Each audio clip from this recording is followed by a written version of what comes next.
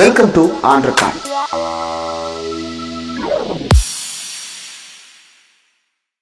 Welcome to on record. இன்றைக்கு நம்மோடு நேர்காணலுக்காக சிறப்பு விருந்தினராக திராவிட முன்னேற்ற கழகத்தினுடைய செய்தி தொடர்பு துணை செயலாளர், எழுத்தாளர், ஆய்வாளர் சூர்யா கிருஷ்ணமூர்த்தி இணைந்திருக்கிறார்.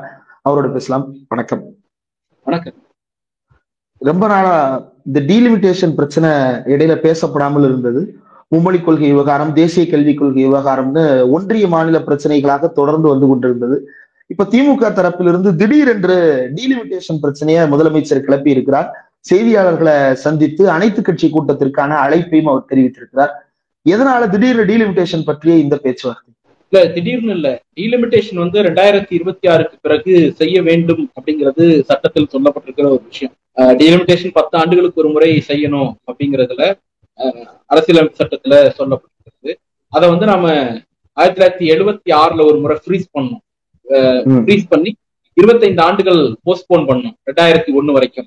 2001 திரும்பி ஃப்ரீஸ் பண்ணி 2026 வரைக்கும் போஸ்ட்போன் பண்ணோம். இப்ப 2026 ஆண்டுக்கு பிறகு நடைபெறக்கூடிய முதல் சென்செக்ஸ் அடிப்படையில் அந்த தொகுதி மறுவரையறை செய்யப்பட வேண்டும் அப்படிங்கிறது சட்டத்தில் உள்ளது. ஆனால் இவங்க எப்போதுமே உள்ளதை மட்டுமே ஃபாலோ பண்ண மாட்டாங்க. மாநிலங்களை நெருக்க வேண்டும் அப்படிங்கிறதுக்காக, குறிப்பாக தென்னிந்திய மாநிலங்களை ஒடுக்க வேண்டும் அப்படிங்கிறதுக்காக இவங்க நேரடியாக ஒரு பிரச்சனைக்குள்ள வருவாங்க.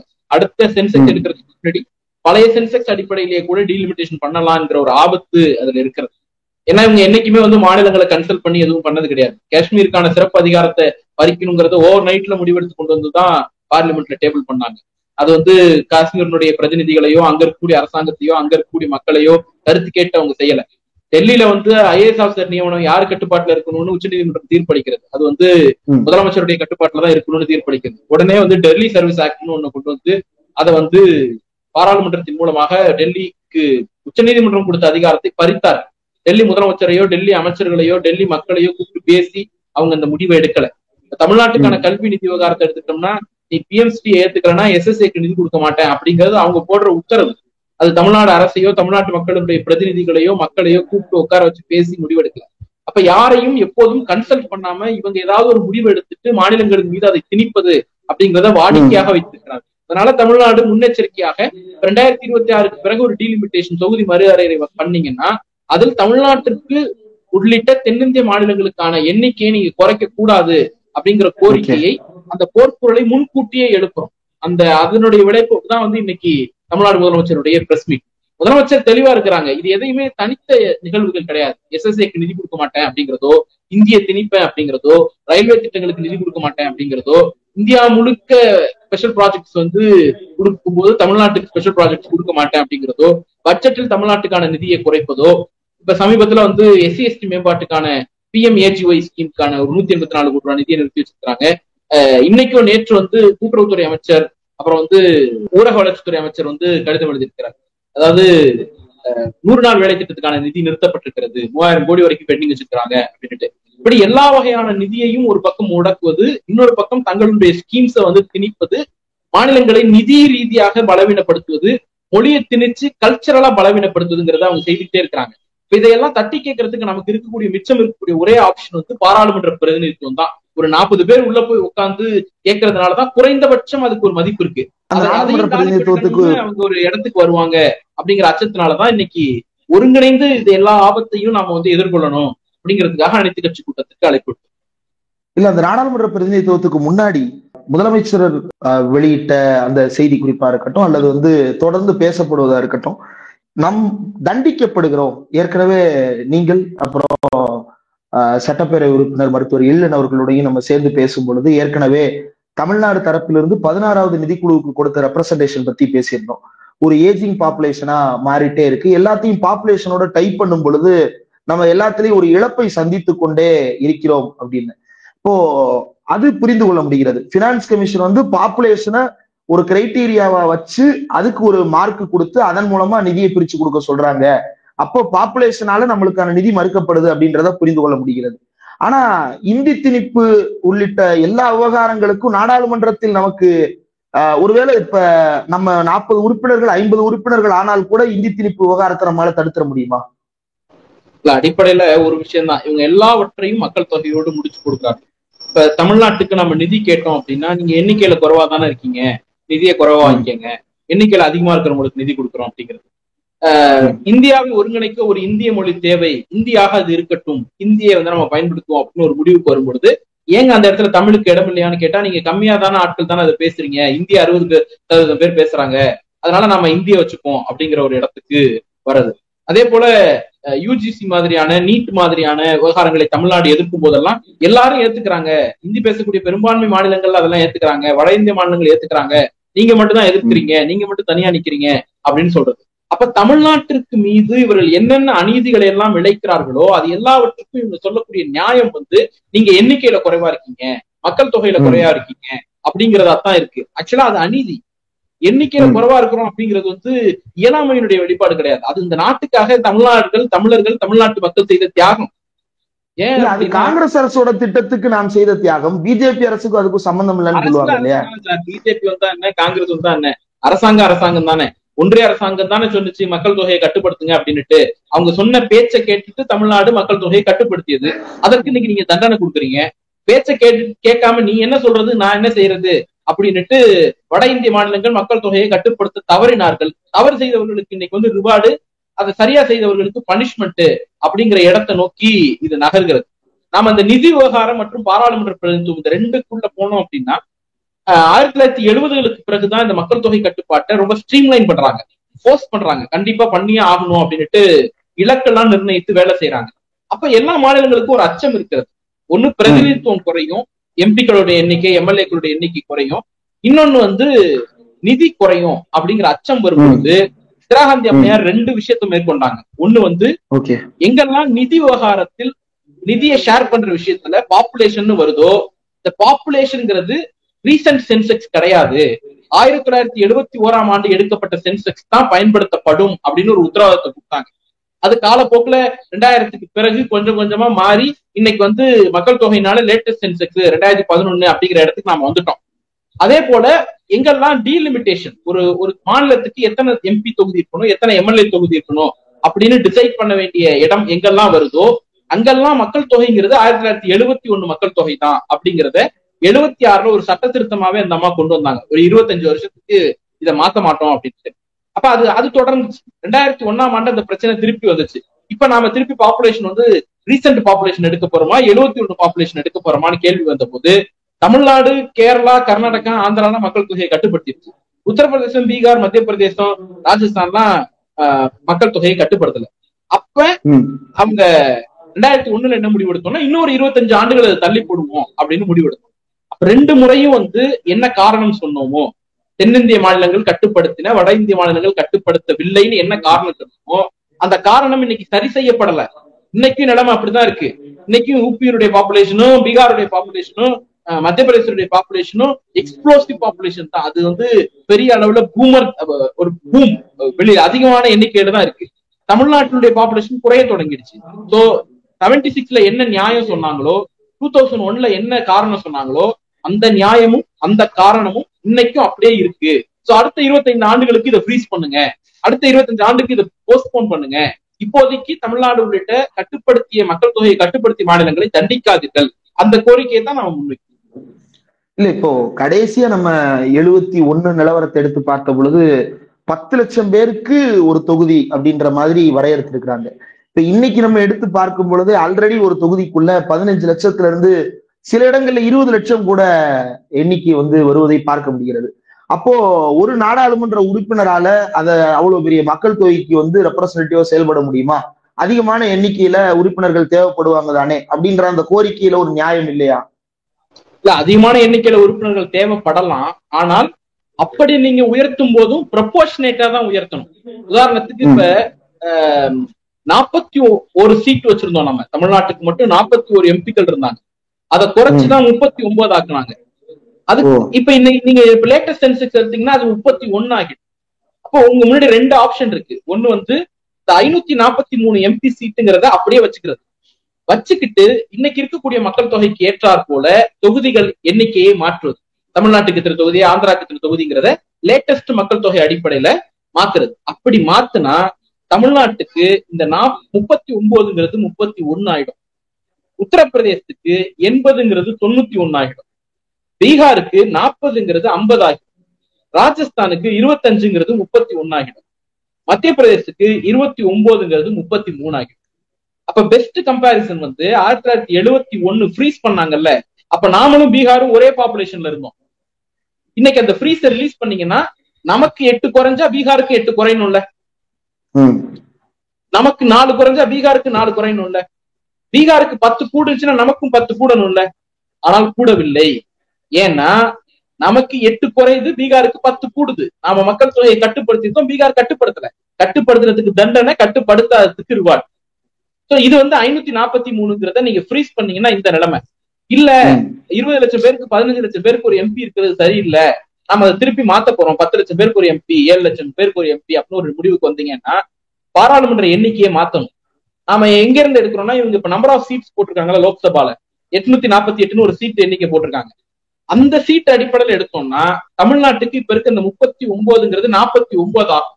ஆகா 10 கூட கொடுத்துட்டோம்னு நாளைக்கு அண்ணாமலை கூச்சமே இல்லாம பேசுவார். தமிழிசை வந்து 10 எண்ணிக்கை கூட வந்திருக்கிறது, இதை பொறுக்கவில்லையா தமிழ்நாட்டுக்கு, இது பொறுக்கவில்லையா திமுகவுக்கு அப்படின்னு கூச்சமே இல்லாம அந்த அம்மா வந்து கேட்பாங்க. ஆனால் நமக்கு 10 கூடி இருக்கு. அந்த சமயத்தில் உத்தரப்பிரதேசத்துக்கு 63 எம்பிக்கள் எண்ணிக்கை கூடும், பீகாருக்கு இன்னொரு 39 எம்பிக்கள் எண்ணிக்கை கூடும். அவங்க இப்பவே 40 இருக்காங்க, அது வந்து கிட்டத்தட்ட ஒரு 89 ஆகும். ராஜஸ்தானுக்கு 25 எம்பிக்கள் கூடுவாங்க, மத்திய பிரதேசத்துக்கு 23 எம்பிக்கள் கூடுவாங்க.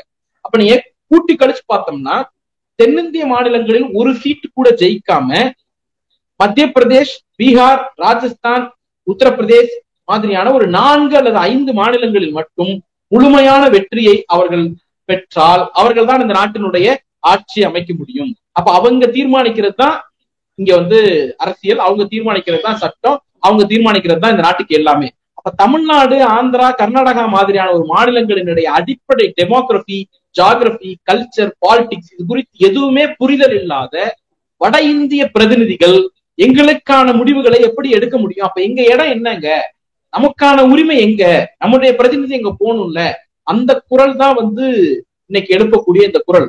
அதனாலதான் இன்னைக்கு ஏற்கனவே நம்ம கையில தென்னிந்தியாவுக்கான குரல் எழுப்புவதற்கு போதிய உரிமைகள் இருந்து நம்ம அதை இழந்திருந்தோம்னா பரவாயில்ல. ஏற்கனவே உரிமை இல்லாத நிலைதான் இருக்கிறது, அது தொடர போகிறது. அப்படிங்கும் பொழுது இது ஒரு ஸ்டேட்டஸ் கோ மெயின்டைன் ஆகிறதா தானே புரிஞ்சுக்க வேண்டியது இருக்கு. இது என்னங்க, இப்ப சட்டை கிழிஞ்சிருக்கு அப்படின்னா சட்டையை தைக்கிறதுக்கான நடவடிக்கை எடுக்கணும், புதுச்சட்டை வாங்கி கொடுக்கறதுக்கான நடவடிக்கை எடுக்கணும். நீ சட்டை கிழிஞ்ச சட்டை தானே போட்டுட்டு இருக்க, அது நல்லா இல்ல, கழட்டி போட்டு அம்மன மாத்திரின்னா சொல்லுவீங்க. ரோட்ல நடு ரோட்ல நிக்கிறேன் அப்படின்னா அவனுக்கு வீடு கட்டி கொடுக்கறதுதான் யோசிக்கணும், அவனை எப்படி வளப்படுத்தலான்னு தான் யோசிக்கணும். நடு ரோட்ல நிக்கிற அதுக்கு நீ பிச்சை எடுக்கலாம் போய் அப்படின்னா சொல்லுவீங்க. நடு ரோட்ல நிக்கிறதுக்கும் பிச்சை எடுக்கிறதுக்கு என்ன வித்தியாசம்னு கேட்கற மாதிரி இருக்கு. அப்ப அது அல்ல, ஏற்கனவே உரிமைகள் இல்லைன்னா அது அந்த உரிமையை எப்படி கொடுப்பதுன்னு யோசிக்கணும். அதுதான் ஒரு கூட்டாட்சிக்கான அடையாளம், அதுதான் இந்த நாட்டுல எல்லோரும் ஒருங்கிணைந்து இருப்பதற்கான ஒரு அடிப்படையான நியாயமான விஷயமா இருக்கும். அந்த நீதி, அந்த ஜஸ்டிஸை நீங்க செய்யுங்க அப்படிங்கிறது தான். எனக்கு என்ன ஞாபகம் இருக்கு, ஒரு 7-8 மாசத்துக்கு முன்னாடி, இன்னும் சொல்ல 1 வருஷம் இருக்கும், ஒரு டெல்லி பத்திரிகையாளர் சங்கி, தமிழ்நாட்டுல இருந்து போன ஒரு சங்கி, பேர் சொல்ல விரும்பல, நான் அவர் பேரை நம்ம சொல்லணுமா அப்படின்ட்டு, அவர் வந்து ஒரு காலம் எழுதினார். என்னன்னா, தமிழ்நாட்டில் அண்ணாமலை முதலமைச்சர் ஆகக்கூடிய காலம் வரும், அது 26லயும் நடக்கலாம், 31லயும் நடக்கலாம் அப்படின்னு எழுதினார். அதுல செய்தி, அது கோமாளித்தனம் தான். அந்த கட்டுரையின் தரம் எவ்வளவுங்கிறதுக்காக நான் சொல்றேன். அப்ப அதுல ஒரு வரி முக்கியமா சொல்றாரு, தென்னிந்திய மாநிலங்களில் ஆந்திரா, கர்நாடகா, கேரளா, தெலுங்கானா, தமிழ்நாடு 5 மாநிலங்களில் பாஜகவால் பெரிய வெற்றியை 24 பெற முடியாது. ஆனால் அது குறித்து அவர்களுக்கு கவலை இல்லை, பெறவில்லை என்றாலும் அவர்கள் தான் ஆட்சி அமைக்க போறாங்க. there is no significance in that result. அந்த முடிவுகளில் ஒரு குறிப்பிடத்தக்க அம்சம் கிடையாது அப்படின்னு எழுதினார். இப்பவே அந்த நிலைமை தான். நாளைக்கு எம்பிக்கள் எண்ணிக்கை இன்னும் குறைச்சிட்டீங்கன்னா, ஒடிசால வந்து தமிழ்நாட்டு தேர்தல் பிரச்சாரம் முடிஞ்ச பிறகு ஒடிசால போய் இங்க இருக்கக்கூடிய கொத்துச்சாவியை திருடிட்டு தமிழர்கள் போயிட்டாங்கன்னு கூச்சம் இல்லாம இந்த நாட்டினுடைய பிரதமர் பேசினார். கான்ட்ராக்டர் எல்லாம் வந்து தமிழ்நாட்டில இருந்து எடுத்துட்டு போறாங்க அப்படின்னு பேசினார் மோடி போய் ஒடிசால. அந்த மாதிரி தமிழர்கள் மீது, தென்னிந்தியர்கள் மீது ஒரு வெறுப்பை விதைத்து வட இந்தியால தேர்தல் சமயத்துல வாக்குகளை அறுவடை செய்து விட்டால் அடுத்த 5 ஆண்டுகளுக்கு நமக்கு எல்லாம் கிடைச்சணும் அப்படிங்கிற சூழலை நோக்கி இவர்கள் நகர்த்துக்கிறார். இல்ல, இதுல இன்னொரு விஷயம், இப்ப நீங்க சொல்லும் பொழுது 5 மாநிலங்களில் முழுமையாக வென்றால் போதும், ஆட்சி அமைத்து விடலாம் அப்படின்ற ஒரு நிலையை நோக்கி நகர்த்துகிறார்கள் அப்படின்னு. இப்போ இன்னும் கொஞ்சம் எக்ஸ்பேண்ட் பண்ணி பார்த்தோம்னா 10 மாநிலங்கள்ல 80% சீட்டு ஜெயிச்சா ஆட்சி அமைத்தால் போதும். அப்ப 5ல 100% அல்லது 10ல 80% கிடைச்சா போதும் அப்படின்னா இது பொலிட்டிக்கலா நடத்த வேண்டிய டிபேட் இல்லையா? அரசியல் ரீதியா எதிர்க்கட்சிகள் அடைகின்ற தோல்விக்கு அரசியலமைப்பு சட்டத்தை நோக்கி நாம கேள்வி எழுப்புறது சரியா? இல்ல, சட்டம் அந்த மாதிரியான ஒரு சிஸ்டத்தை உருவாக்கி வச்சிருக்கு அப்படின்னு சொல்றாங்க. நீங்க ஒடிசால போய் தமிழருக்கு எதிராக பேசி அங்க ஓட்டை நாங்க கலெக்ட் பண்ணிட்டா நாங்க ஆட்சி அமைச்சிட முடியும், தமிழர்களுக்கான முடிவையும் நாங்களே சேர்த்து எடுத்துட முடியும் அப்படிங்கிற ஒரு சூழலை இங்க நீங்க தானே உருவாக்கி வச்சிருக்கீங்க. இப்ப வடகிழக்கு இந்தியா அப்படிங்கிறது இவங்களுக்கு ஒரு காலத்துல தொல்லையா இருந்துச்சு. இந்த சிஸ்டம் அவங்க பெரிய அளவுல மதிக்கல, அடாப்ட் பண்ணல, இவங்க இழுத்த இழுப்புக்கெல்லாம் வரல. அப்ப எண்ணிக்கை ரொம்ப கம்மியா இருந்தாங்க, பிரதிநிதிகளே இல்லாம இருந்தாங்க. மணிப்பூர் இவ்வளவு கொந்தளிச்சு பாராளுமன்றத்துல அவங்களால பேச முடியல அப்படின்னா பிரதிநிதிகள் அவ்வளவு குறைவா இருக்காங்கன்னு அர்த்தம். அவங்க வாய்ஸே அங்க இல்ல அப்படின்னு அர்த்தம். இன்னைக்கு இன்னொரு வடகிழக்கு இந்தியாவாக தென் மாநிலங்களை மாற்றக்கூடிய முயற்சி தான் இந்த புது டீலிமிட்டேஷன் வந்துச்சுன்னா. அதே போல இங்க ஒரு ஒரு மணிப்பூர் மாதிரி ஆயிடும், குரலே இருக்காது தமிழ்நாட்டு. பிரதிநிதிகள் குறையறதுனால எனக்கு என்ன லாபம் நட்டம் அப்படின்னு நீங்க யோசிக்கலாம், பொதுமக்களுக்கு ஒரு பார்வை வரலாம். அது இல்ல, நம்ம எம்பி குறையறாங்கன்னா நம்ம வாய்ஸ் குறையுதுன்னு அர்த்தம், நம்ம ஓட்டு குறையுதுன்னு அர்த்தம். 10 பேர் சேர்ந்து ஒரு மசோதாவை எதிர்க்கிறோம், 40 பேர் இன்னைக்கு ஒரு மசோதாவை எதிர்க்கிறோம், நாளைக்கு அது 31 ஆயிடும். 9 ஓட்டுல நமக்கு எதிரான ஒரு மசோதா நிறைவேறிடும். இப்ப நமக்கு எல்லாருக்கும் ஓட்டு என்பது எல்லாருக்கும் சமமானதான, ஒரு மனிதர் ஒரு ஓட்டு ஒரு மதிப்புன்னு தானே சொல்றோம். ஆமா, ஒரு மனிதர் ஒரு ஓட்டு ஒரு ஒரு மதிப்பு, அதுல எந்த மாற்று கருத்தும் இல்ல. ஆனால் தமிழர்களுக்கான எண்ணிக்கையை ஏன் நீங்க குறைக்கிறீங்க? நீங்க ஒண்ணும் இல்ல, மக்கள் தொகை கட்டுப்பாடுன்னு ஒரு திட்டத்தையே நீங்க இன்ட்ரோடியூஸ் பண்ணல சார், நீங்க பண்ணல. அந்த சமயத்தில் நாங்களா வாலண்டியரா மக்கள் தொகையை கட்டுப்படுத்திட்டோம். இன்னைக்கு நாங்க ஏதாவது அதுக்கு ரிவார்டு கேட்கிறோம், ரிவார்டு கூட கிடையாது, அதுக்கு ஒரு நியாயமான மதிப்பீட்டை ஒரு மதிப்பை கேட்கிறோம் அப்படின்னு சொன்னா கூட நம்ம பேசலாம் அப்படின்னு நீங்க சொல்லலாம், நெகோசியேட் பண்ணலாம். இன்னைக்கு நாங்க கேட்கறது உங்க மெர்சியே கிடையாது, கருணையே கிடையாது. நீங்க சொன்னீங்க, நாங்க கட்டுப்படுத்தணும், நீங்க சொன்னதுனால நாங்க செஞ்சோம், இன்னைக்கு எங்களை ஏன் தண்டிக்கிறீங்கிற நீதியின் குரல் இது. கருணையை கோரல, நாங்க கேட்கறது நீதியை தான் கேட்கிறோம். அது அரசியல் சட்டம் இந்த மாதிரி ஒரு செட்டப் இருக்குன்னா அதை எப்படி திருத்தலாம், அதை எப்படி மாற்றி அமைக்கலாம் அப்படின்னு தான் பாக்கணும். 2 முறை மாற்றி அமைச்சோம்ல, 76ல மாற்றி அமைச்சோம்ல, அப்ப அதுக்கு ஒரு காரணம் இருந்துச்சுல்ல. 2001ல மாற்றி அமைச்சோம்ல, அதுக்கு ஒரு காரணம் இருந்துச்சுல்ல. அந்த காரணத்தை இன்னைக்கு நம்ம சரி பண்ணிட்டோமா? சரி பண்ணிட்டோம்னா உத்தரப்பிரதேசத்தினுடைய டோட்டல் ஃபெர்டிலிட்டி ரேட்டும் தமிழ்நாட்டோட டோட்டல் ஃபெர்டிலிட்டி ரேட்டும் ஒன்னா இருக்கணும். பீகாரோட டோட்டல் ஃபெர்டிலிட்டி ரேட்டும் தெலுங்கானாவுடைய டோட்டல் ஃபெர்டிலிட்டி ரேட்டும் ஒன்னா இருக்கணும். ஆகிடுச்சா? இப்போ உங்களை கேட்காம ஊதாரித்தனமா தெரிந்த அரசுகளை நீங்க ஏன் ரிவார்ட் பண்றீங்கன்னு கேட்க. அப்ப தமிழ்நாட்டு வாக்காளர்களின் கூட்டு மதிப்பும் உத்தரப்பிரதேச வாக்காளர்களின் கூட்டு மதிப்பும் ஒண்ணு இல்ல. தனிநபர் வாக்குரிமை வேணா ஒன்னா இருக்கலாம், ஆனா கூட்டு மதிப்பு ஒண்ணு இல்ல. பொலிட்டிக்கல் வேல்யூன்னு ஒண்ணு இருக்குல்ல. இன்னைக்கு நீங்க ரொம்ப சிம்பிள் சார், இந்த டீலிமிட்டேஷன் வந்துருச்சு. ஒரு 5 மாநிலத்தை சேர்ந்த எம்பிக்கள் 50% உட்கார்ந்துருப்பாங்க பார்லிமெண்ட்ல, எல்லா மாநிலமும் சேர்ந்து 50% உட்கார்ந்துருப்பாங்க. அப்ப வேர் இஸ் ஈக்குவாலிட்டி? அங்க என்ன நியாயம் இருக்கும், அங்க என்ன சமத்துவம் கிடைக்கும்? அப்ப அந்த 50% பேர் நினைச்சா மிச்சம் இருக்கக்கூடிய அந்த 5 மாநிலங்கள் நீங்களாக எல்லா மாநிலத்திற்கான தலையெழுத்து இவங்களே தீர்மானிக்கலாம். இந்த செட்டப் மாநிலங்களை பாதிப்புக்குள்ளாக்கு. இவங்க மாநிலங்களை சமத்துவமா நடத்துறவங்களா இருந்தா பரவாயில்ல, அந்த ஸ்பேஸே இங்க கிடையாது. எல்லாவற்றையும் மாநிலத்தை நிராகரிக்கிறது. யூஜிசியா மாநில உரிமையை பறிப்போம், கல்வி விவகாரமா மாநில உரிமையை பறிப்போம், வழக்கறிஞர்கள் விவகாரமா மாநில உரிமையை பறிப்போம் அப்படின்னு கண்டினியூஸா ஒரு சிபிஎஸ்இ ஸ்கூல் நடத்துறதுக்கு பர்மிஷன் கூட மாநில அரசுகிட்ட வாங்க தேவையில்லைங்கிற இடத்தை நோக்கி நாங்க நகர்த்துவோம். அப்படின்னா மாநிலங்களை இல்லாமல் செய்ய வேண்டும்ங்கிறது உங்களுடைய அஜெண்டாவா இருக்கு. அந்த அஜெண்டாவோடு சேர்த்து பார்த்தோம்னா எவ்வளவு பெரிய ஆபத்துங்கிறது புரியும். அதனாலதான் இன்னைக்கு முதலமைச்சர் வரக்கூடிய ஆபத்தை முன்பே உணர்ந்து அதை எதிர்கொள்றார். எமர்ஜென்சி வந்த போது இந்த நாட்டுல முதல்ல எதிர்த்த கட்சி திராவிட முன்னேற்ற கழகம். இன்னைக்கு ஒரு அரசியல் ரீதியா சட்ட ரீதியா ஒரு நெருக்கடியை தமிழ்நாட்டின் மீது இம்போஸ் பண்றாங்க, தென்னிந்தியாவின் மீது இம்போஸ் பண்றாங்க அப்படிங்கிறத முன்கூட்டியே உணர்ந்து அதை எதிர்க்கக்கூடிய கட்சியாக திமுகவும் எதிர்க்கக்கூடிய தலைவராக தமிழ்நாட்டுடைய முதலமைச்சர் இருக்கிறார் அப்படிங்கிறது தான் இதுல பார்க்க வேண்டிய செய்தி. நிதி விவகாரமும் பிரதிநிதித்துவ விவகாரமும் நாம மக்கள் தொகையை கட்டுப்படுத்தியதால் தண்டனைக்கு உள்ளாகிறோம், அந்த தண்டனையிலிருந்து எங்களுக்கு உரிய நியாயத்தை கொடுங்கிறது தான் கேள்வி. இப்ப இதுல அனைத்து கட்சி கூட்டம் அப்படின்றத கூட்ட வேண்டிய அவசியம் இல்லை. ஏன்னா சட்டப்பேரவை வருகிறது, அதுல ஒரு தீர்மானத்தை முன்மொழியும் பொழுது எப்படி இந்த விஷயத்துக்கு அனைத்து கட்சிகளுடைய ஒரு ஆதரவு கிடைக்க போகுது. ஆனால் அதற்கு முன்னதாக அனைத்து கட்சி கூட்டம் கூட்டி இதை விவாதிப்பதனுடைய முக்கியத்துவம் என்ன? இல்ல, ஒரு பெரிய அச்சுறுத்தலில் தமிழ்நாடு இருக்கிறது. கல்வி நிதியாக இருக்கட்டும், யூஜிசியினுடைய வரைவாக இருக்கட்டும், மொழி திணிப்பாக இருக்கட்டும், இதர நிதி விவகாரங்களாக இருக்கட்டும், இப்படி எல்லா வகையிலையும் அச்சுறுத்துறாங்க. அதனுடைய உச்சமா தான் டீலிமிட்டேஷன் நம்ம அச்சுறுத்த போகுது. இது எல்லாத்தையும் ஒருங்கிணைந்து எதிர்க்கணும் அப்படின்னா இது திமுகவினுடைய பிரச்சனை கிடையாது, தமிழ்நாடு அரசினுடைய பிரச்சனை மட்டும் கிடையாது, மக்களுக்கு நேர்கிற பிரச்சனை, தமிழ்நாட்டுக்கு நேர்கிற பிரச்சனை. இதுல எல்லாருடைய பங்களிப்பும் இருக்கணும் அப்படிங்கிற ஒரு அக்கறையின் பெயரால் தான் எல்லாரையும் ஒருங்கிணைத்து செயல்படணுங்கிற நோக்கத்துக்காக தான் அனைத்து கட்சி கூட்டம் கூட்டப்படுது. சட்டமன்ற தீர்மானத்தை பொறுத்த வரைக்கும் ஏற்கனவே இது குறித்து சட்டமன்றத்தில் ஒரு தீர்மானம் நிறைவேற்ற டீலிமிட்டேஷன் வந்தால் அதனுடைய தமிழ்நாட்டுக்கான பங்கு குறையக்கூடாது, அந்த பர்சன்டேஜ் இன்னைக்கு இருக்கிற பர்சன்டேஜ் குறையக்கூடாது அப்படிங்கறத நம்ம ஏற்கனவே வலியுறுத்தி இருக்கிறோம். அதை குறித்து தமிழ்நாடு சட்டமன்றம் தீர்மானம் நிறைவேற்றும். அதனுடைய கண்டினியூட்டி தான் இன்னைக்கு முதலமைச்சர் அனைத்து கட்சி கூட்டத்தை கூட்டுறாங்க. அடுத்தடுத்த நடவடிக்கைகள் இருக்கும். அடுத்தடுத்து திராவிட முன்னேற்ற கழகமும் சரி, தமிழ்நாடு அரசும் சரி, என்னென்ன நடவடிக்கைகளை எடுக்கிறோம் அப்படிங்கிறது கவனிக்க தகுந்ததாக.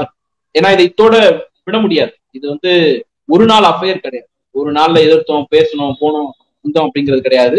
நாம் எதிர்கொள்ளக்கூடிய பெரும் ஆபத்து 76 தானாக முன்வந்து அந்த அம்மையார் கொடுத்தது, 2001 நாம் போராடி பெற்றது. இது ரெண்டுக்கும் மீண்டும் கிடைக்கணும். 26லயும் ஒரு 25 ஆண்டுகளுக்கு விலக்கு கிடைக்கும்.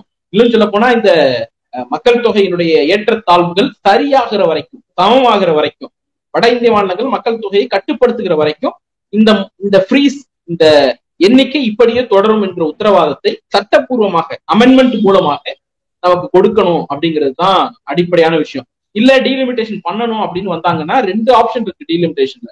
ஒன்னு நம்பர் ஆஃப் கான்ஸ்டிடுவன்சி, இன்னொன்னு பார்டர் ஆஃப் கான்ஸ்டிடுவன்சி. அந்த பார்டர் கான்ஸ்டிடுவன்சினுடைய பார்டரை நீங்க மாத்தி வச்சுக்கீங்க, அதுல பிரச்சனை கிடையாது. ஆனால் எண்ணிக்கையை மாற்றணும். அப்படி எண்ணிக்கையை மாத்தினீங்கன்னா தமிழ்நாட்டுக்கு சதவீத கணக்கில் அந்த ரெப்ரசன்டேஷன் பர்சன்டேஜ் மாறக்கூடாது.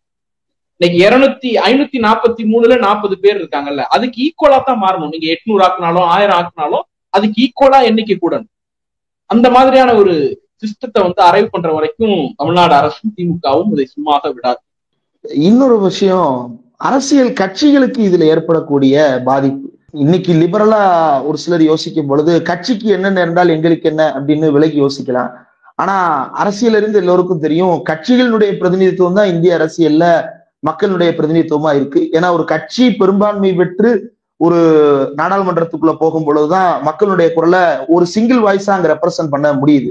இப்ப இதே திமுகவோ அதிமுகவோ ஈக்குவல் ரெப்ரசன்டேஷனோட அங்க போனா இன்றைக்கு சூழ்நிலையில இருவேறு கருத்துக்களை தமிழ்நாடு ரெப்ரசென்ட் பண்றதா தான் அங்க புரிந்து கொள்ளப்படும். அப்போ ஒரு கட்சி முழுமையாக ஜெயித்து மக்களுடைய குரலை ஒருமித்து எடுத்து செல்லுதல் அப்படின்றதும் அந்த இடத்துல முக்கியத்துவம் பெறுகிறது.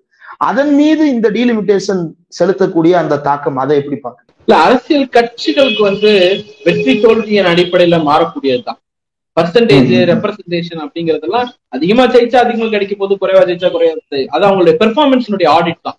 இப்ப எண்ணிக்கை, தொகுதிகளுடைய எண்ணிக்கை நேரடியா மக்களினுடைய பிரதிநிதிகள் மீது தான் தாக்கத்தை. இப்ப திமுகவோட வாய்ஸ் குறையுதுங்கிறது அல்ல எங்க பிரச்சனை. இன்னைக்கு 40 பேர் உள்ள உட்காந்துருக்கோம். 10 ஆண்டுகளுக்கு முன்பு யாருமே இல்லாம இருக்கும், அதெல்லாம் மறுக்கல.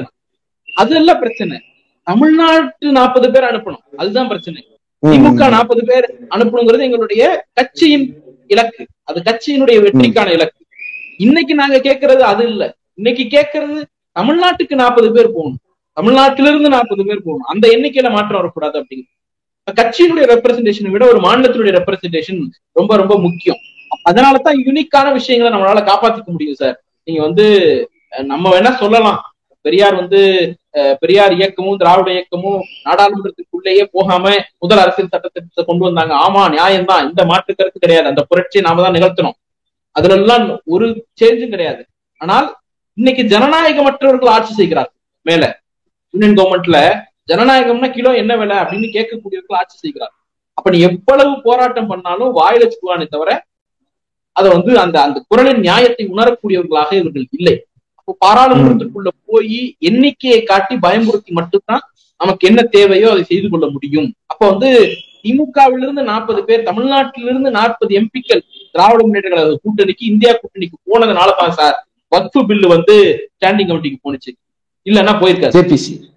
ஜேபிசிக்கு போனுச்சு, இல்லன்னா போயிருக்காது. அதே போல இன்னைக்கு வழக்கறிஞர்கள் மசோதாவை, அந்த திட்டத்தை நிறுத்தி வைக்கிறாங்க அப்படின்னு சொன்னா இந்த 40 எம்பிக்களுடைய இம்பாக்ட் தான். லேட்டரல் என்ட்ரியில பார்ப்பனர்களை கொண்டு உயர் பொறுப்புல உட்கார வைக்கலாம், ரிசர்வேஷனை காலி பண்ணிடலாம்னு போட்ட ஒரு சதி திட்டத்தை முறியடிச்சோம். ஏன்? இந்த 40 பேர் உள்ள போனதுனாலதான். இந்த 40 30 ஆக்கிட்டோம்னா 10 அவங்களுக்கு அட்வான்டேஜ். அதுதான் நான் இஷ்டப்படி என்னுடைய இந்து ராஷ்டிரம்ங்கிற கனவு இருக்குல்ல, அதாவது மதவாத தேசியம், இந்தி பேசக்கூடியவர்களுக்கான தேசியம் அப்படிங்கிற ஒரு விஷயத்த உருவாக்கணும்னு சொன்னா தமிழ்நாடு அவர்கள் கண்ணில் விழுந்த தூசி உறுத்திக்கிட்டே இருக்கு. எப்படி தூக்கி எறியலாம், எப்படி இதை ஒடுக்கலாம், அப்படிங்கிற பார்வை அவர்களுக்கு இருக்கிறது. அதனுடைய விளைவுதான் தமிழ்நாட்டுக்கான பிரதிநிதித்துவத்தை குறைப்பதற்காக நடைபெறக்கூடிய இந்த சதி திட்டம். இன்னைக்கு அதையெல்லாம் எதிர்த்து முறியடிக்கக்கூடிய டாலஸ்ட் லீடரை நாம பெற்றிருக்கோம். இந்தியாவில வந்து பிஜேபி வந்து நேருக்கு நேர் களத்தில் எதிர்கொண்டு முறியடிக்கக்கூடிய ஆற்றல் ஒரே கட்சிக்கு தான் முழுமையா இருக்கு. 100% ஸ்ட்ரைக் ரேட் 100% அப்படிங்கிறது. அந்த பெருமை வந்து தமிழ்நாட்டுடைய முதலமைச்சர் திமுகவுடைய தலைவர், எங்கள் தலைவருக்கு மட்டும்தான் இருக்கு. அவர் இதை வந்து லீட் பண்றாரு அப்படிங்கும் போது தமிழ்நாட்டுக்கு ஒரு பெரிய பேராபத்து வந்திருக்கிறது. அதை முறியடிக்க நாம எல்லாம் அவர் ஒன்னா சேர்ந்து போவோம் அப்படிங்கிற அழைப்பு தான். நினைச்சா நாங்க போய்க்கிறோம், திமுக அதை எதிர்கொள்ளணும், இல்ல இந்தியா கூட்டணி இதை எதிர்கொள்ளணும் அப்படி சொல்லியிருந்தா அது பொலிட்டிக்கல் ஸ்டேட். அது ஒரு எலக்ட்ரல் கெயினை மையப்படுத்தி ஒரு அரசியல் லாபத்துக்காக அவர் பண்றாரு அப்படின்னு சொல்லலாம். நாங்க பண்றோம்னு சொல்லலையே, வாங்க சேர்ந்து பண்ணுவோம் தானே கூப்பிடுறாரு. உங்களுக்கு ஏதாவது கிரிட் வருதுன்னா எடுத்துக்கன்னு தானே கூப்பிடுறாரு. இப்ப தமிழ்நாட்டு மக்களுக்கான அக்கறையின்பால் தான் இந்த அனைத்து கட்சி கூட்டம். அரசியல் செய்யணும்னா நாங்க மட்டும் செஞ்சுட்டு போயிருக்கோம். நிறைய விஷயங்கள் வந்துட்டீங்க. இவ்வளவு நேரம் ஒதுக்கி இந்த நேர்காணல் தந்ததற்கு மிக்க நன்றி.